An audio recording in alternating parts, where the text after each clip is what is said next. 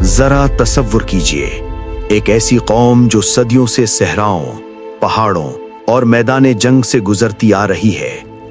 एक ऐसी कौम जो कभी झुकी नहीं, जिनके लिए गैरत, वफादारी और आजादी सब कुछ थी। ये कहानी है कौमे बलोच की। ये कहानी है कुर्बानी, इज्जत और जिद्दोजहद की। और ये कहानी शुरू होती है हजारों साल पहले। आज हम बात करेंगे बलोच कबाइल की तारीख की, कि बलोच कौन थे, कहां से आए और कैसे एक कबीले से एक मजबूत कौम बने। ये सिर्फ तारीख नहीं, ये एक कौम की पहचान है, एक ऐसी पहचान जो आज भी जिंदा है। मुख्तलिफ मुअर्रिखीन के मुताबिक कौमे बलोच की असल जड़ें मशरिक़े वुस्ता से मिलती हैं। कुछ रिवायात के मुताबिक बलोच अरब नस्ल से ताल्लुक रखते थे, जबकि बाज मुअर्रिखीन का मानना है कि बलोच ईरान के इलाकों, खास तौर पर बहीरा कैस्पियन के आसपास से हिजरत करके आए। एक मशहूर रिवायत के मुताबिक कौमे बलोच को हजरत अमीर हमजा रजी अल्लाह अन्हु की नस्ल से जोड़ा जाता है। चाहे नस्ब जो भी हो, ये बात वाज़ेह है कि बलोच हमेशा से बहादुर, जंगजू और आजाद मिजाज रहे हैं। जुल्म और हालात के दबाव के बायस बलोच कबाइल ने हिजरत की और मकरान, खारान, सीस्तान और मौजूदा बलोचिस्तान में आबाद हुए। कौमे बलोच का मुआशरा हमेशा से कबाइली निजाम पर कायम रहा है।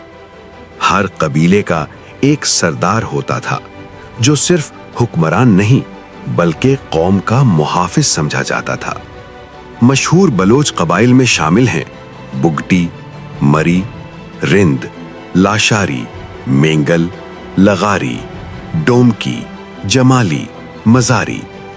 बलोच मुआशरे में मेहमान नवाजी, वफादारी, गैरत और इज्जत सबसे आला अक़दार समझी जाती थीं।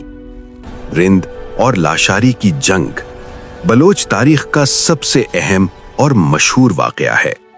रिंद और लाशारी कबाइल की जंग, ये जंग सिर्फ जमीन के लिए नहीं थी, बल्कि अना, इज्जत और कबाइली वक़ार की जंग थी। ये जंग तकरीबन 30 साल तक जारी रही और इसने बलोच कौम की तारीख का रुख बदल दिया। इसी दौर में बलोची शायरी, लोक कहानियां और दास्तानें वजूद में आईं, जो आज भी जिंदा हैं। बलोच और इस्लाम के फैलाव के बाद बलोच कबाइल ने इस्लाम को दिल से कबूल किया। बलोच सिर्फ मुसलमान ही नहीं बने, बल्कि इस्लाम के मुहाफिज भी बने। उन्होंने अरब अफवाज के साथ मिलकर सिंध, मकरान और ईरान के इलाकों में इस्लाम के पैगाम को फैलाने में अहम किरदार अदा किया। सल्तनतों के ज़ेरे असर बलोच वक्त के साथ साथ कई बड़ी सल्तनतें आईं।